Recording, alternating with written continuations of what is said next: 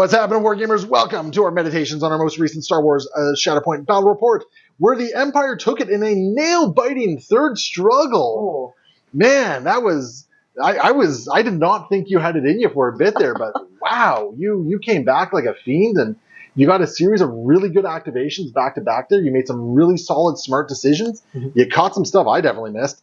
And yeah, no, that was excellent, man. Well played. No, I try to be an optimist in a lot of things, but for a bit there, even I was like, oh, this is over.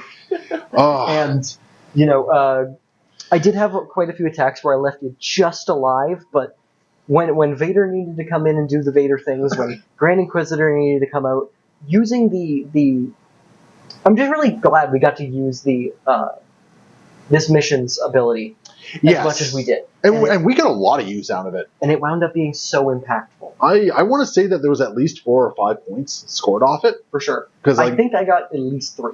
You made better use of it in the third struggle than I was able to.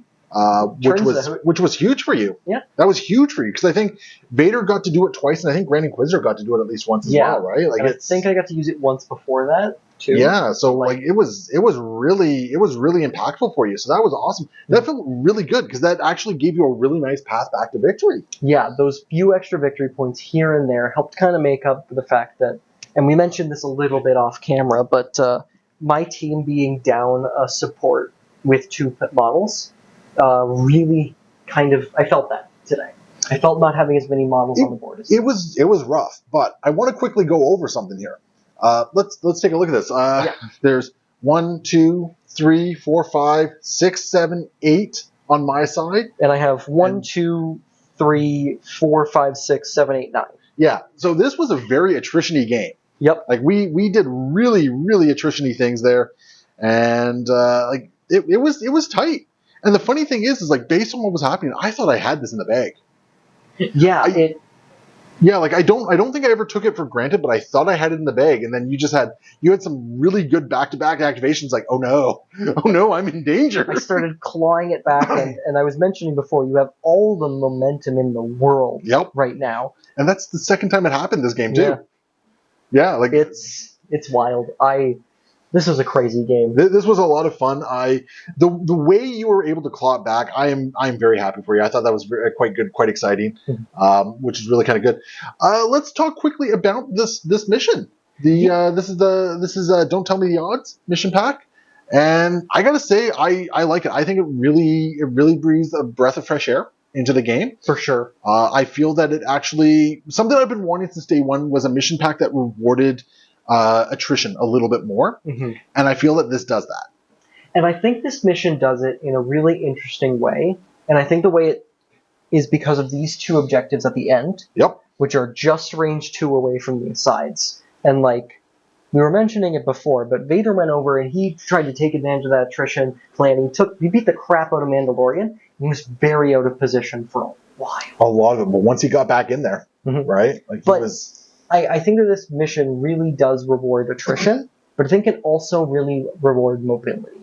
I think someone like Ahsoka could do a lot of damage on this mission. You know what? I'm actually happy with how Ahsoka performed in this game. I do too, but she was constantly a presence on this board. She was constantly terrifying, and I feel like she can do a lot in this mission. Yeah, no, I liked her a lot. But yeah, you're absolutely right. Being able to move our people around was kind of a huge deal. It allowed me to stay in the game. Because, I mean, as soon as I realized I don't think I was taking struggle 1, I started repositioning everyone over here, and it really worked out for me because most of the objectives from struggle 2 on were over on the on my left, right? So that was kind of huge for me right there.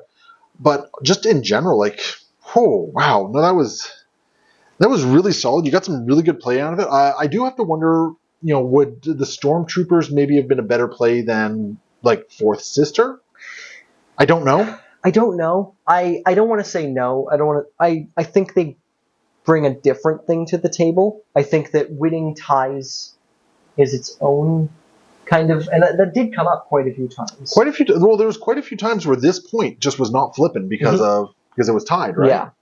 So no, and you're right. Even though you were down some bodies, your ability to win ties was really important.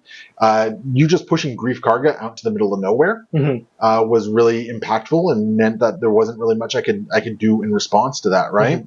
So there wasn't, so it was kind of interesting right there. But yeah, just in general, like everyone felt impactful. I don't really think either of us really had much dead activations. No, even Stormtrooper Supervisor, my apologies, who generally is much more of a support piece. I feel like he definitely did his job. He was able to get the Inquisitors to move around quite a bit. Everyone felt like they had a job and they did their job. Mm-hmm. Now that could also be a sign of us getting better at the game. Right, like we're recognizing better movements, better actions.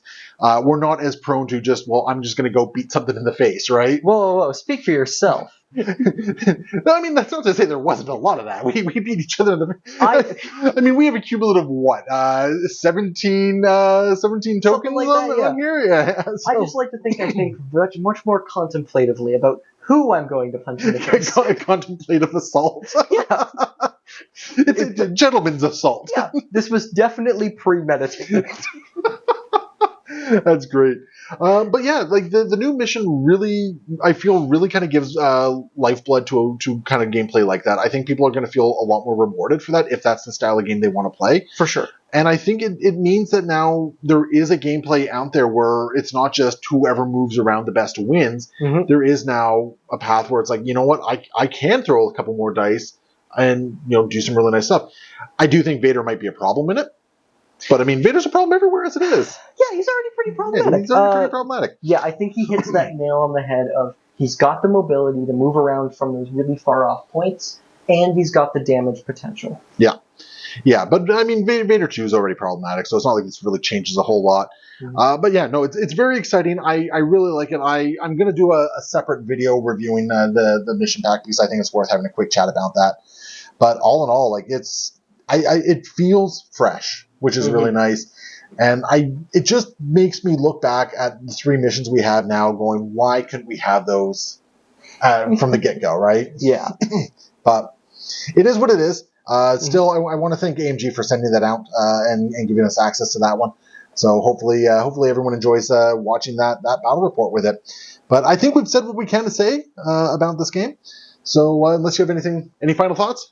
I think it's going to be really interesting to see how this mission pans out in those formats where you have to select which mission you bring into the table. You mean the way you're supposed to play? Yeah, the way we're supposed to play. Where you include your mission as part of your deck, and whoever wins priority chooses their mission. Yeah, because like we kind of play a little fast and loose with our missions here. We play more what's kind of interesting and fun type thing. But yeah, I think you're right. It's going to be a big consideration. Yes. Moving forward. So yeah, very very nice point on that one. All right, well, thank you guys so much for watching. Remember, if you guys want to support the channel, hit up patreon.com/AegisBrand or go to iwargame.net where you can buy one of these wonderful pre-marked maps and save 10% using code AegisBrand. And of course, all that support helps feed my dog, so thank you so much for that one. And we will see you guys next time. Happy wargaming.